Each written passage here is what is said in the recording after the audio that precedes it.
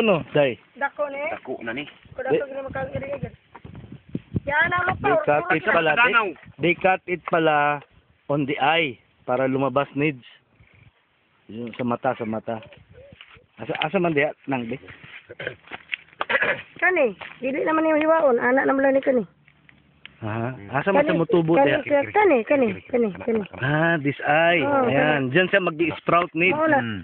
That is where it will sprout. So that is the raw side, the original size, and then Mrs. Lito will cut it in the eye.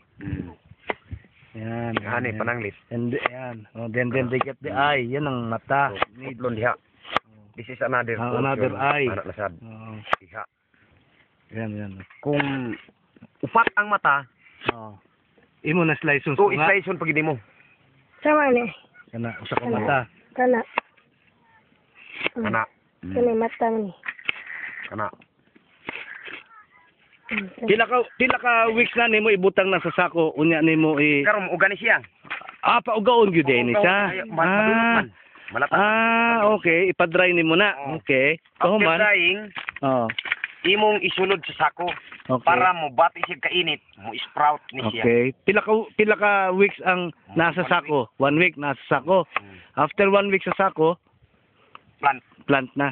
So kaning volume igo na dito sa luyo nang day. Ano na eh. Murag dito mahurot ang buntod, lupa ritam na ano.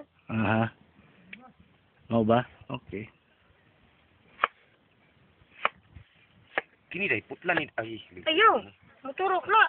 Okay. Kini ang butak pa sa putlo ni. Ayo, di